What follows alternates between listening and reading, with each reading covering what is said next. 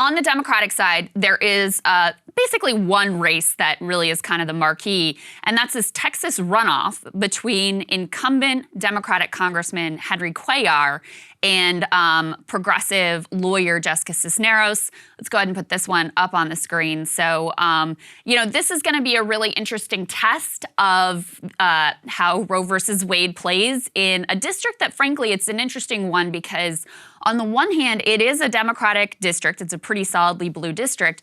On the other hand, because you have a very large Latino population, it's actually culturally conservative. So Henry Cuellar, the incumbent Democrat there, is the only or one of the only remaining pro-life Democrats in the Democratic House caucus.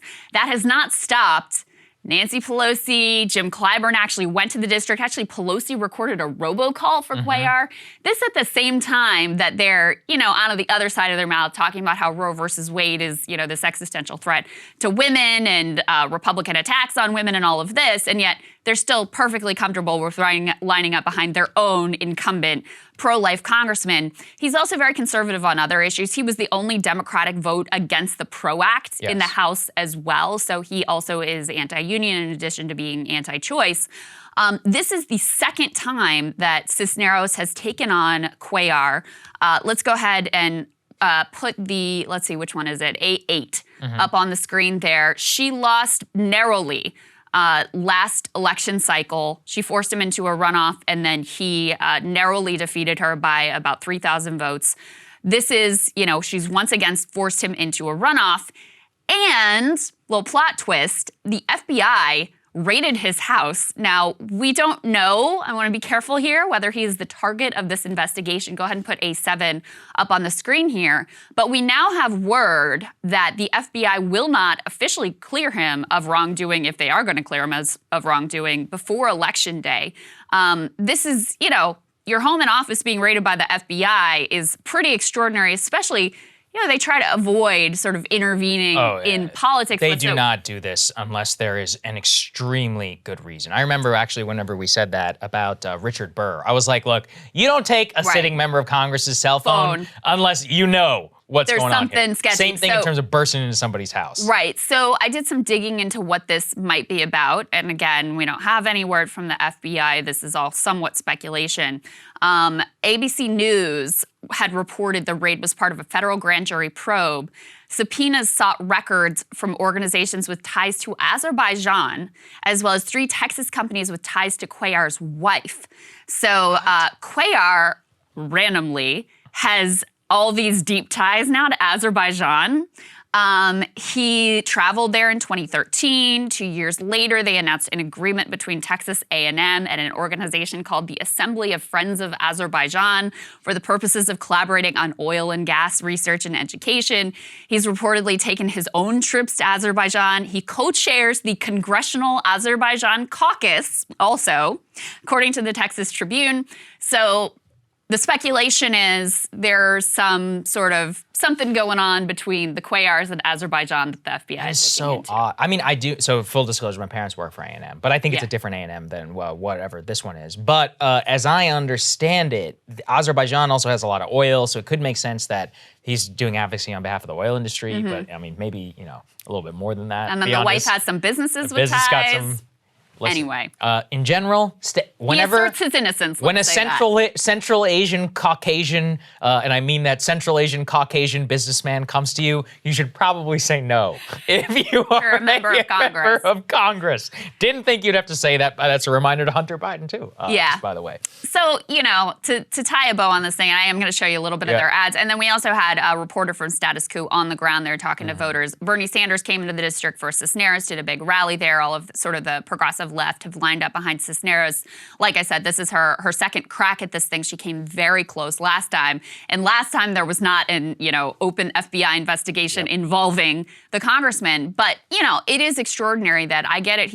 You're incumbent, but this guy is at odds with you in terms of choice and in terms of unions at a time when Roe versus Wade is obviously really, really central to what a lot of the Democratic base is focused on. And that Clyburn came to the district, Pelosi recording robocalls for him where she said, he stood with hardworking people even though he's the lone vote against the PRO Act.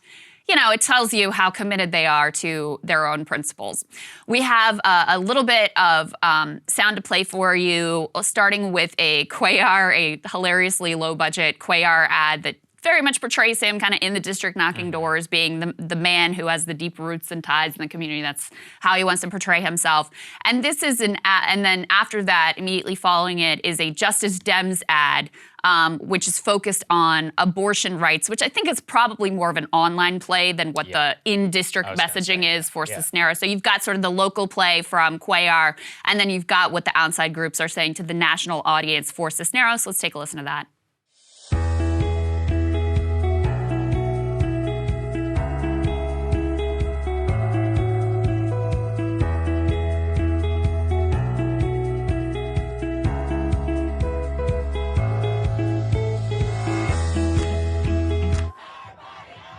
Speaker of the House Nancy Pelosi is once again reiterating her support for the lone member of the House Democratic Caucus who opposes abortion rights. House Majority Whip Jim Clyburn rallied support for Congressman Cuellar in San Antonio yesterday. We are watching the fall of Roe. We don't want Henry Cuellar to be the deciding vote on the future of our fundamental freedoms and rights in this country. I really hope that the Democratic leadership doesn't stand in the way of the change that South Texans want. So anyway, there's some of the messaging, both from on the ground and also kind of what national folks are talking about. I also will say there's reports from Dan Marins of Huffington Post, good on-the-ground reporter, or not on the ground there, but good reporter on progressive politics in particular. Cuellar is definitely using every dirty trick in the book.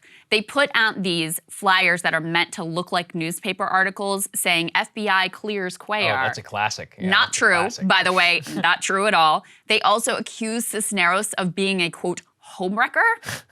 So clearly he feels it's enough of a threat to kind of dig into the bag of dirty tricks. As I mentioned before, we did have a reporter on the ground from Status Quo who was talking to some of the voters. I believe they were outside of that Bernie rally for Cisneros, and one woman in particular indicating that she actually had been a Cuellar supporter and she was switching her vote this time around specifically because of abortion rights. Let's take a listen to that. What brings you out here to support Jessica today? I'm not voting for Henry Cuellar anymore. Was that a recent? I know there was a lot of national attention after Roe v. Wade and people coming out. I mean, that was the determining factor. I probably would have just kept voting for him because he's the person who is the incumbent, but I am more aligned with Jessica's policies, what she believes in on lots of issues, and I totally agree that we need a new person in there who's not just in it for the money. Well, and being in it for the money, what are your thoughts after that sort of gained that national attention that a lot of Democratic super PACs, and then we had Pelosi and Clyburn come in to support the incumbent? I was shocked by that. I was very upset that Clyburn came to do that. I don't know what he was thinking with that. I think that a lot of people don't really care about what the issues are. They vote against their own self-interest all the time, and they're just totally tribal. I think it's much more about what team you're on than it is about what policies you want.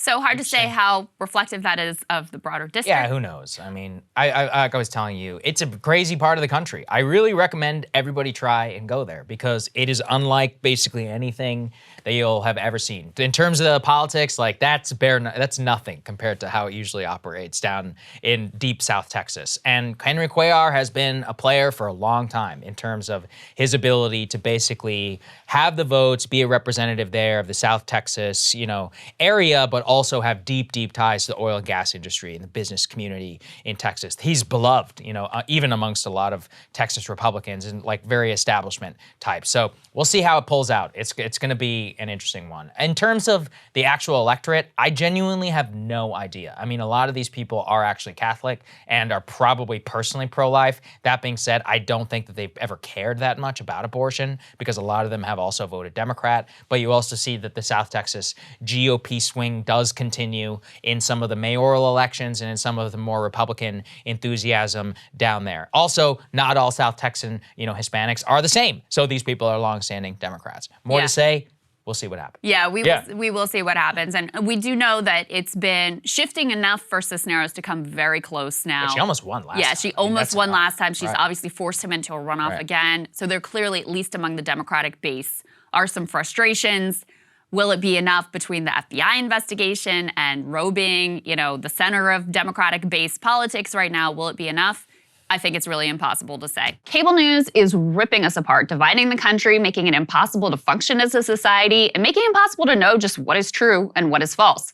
But the good news is they are failing and they know it. That is why we're building something new, a new mainstream, a healthier one, something more trustworthy, something that we are going to need in one of the most pivotal times in American history. We are building up here for the midterms, for the upcoming presidential election, but we need your help. So if you can help us out by becoming a premium member today at breakingpoints.com, we're trying to change America for the better and the entire world. So what are you waiting for, guys? Go to breakingpoints.com and sign up and help us build a new mainstream.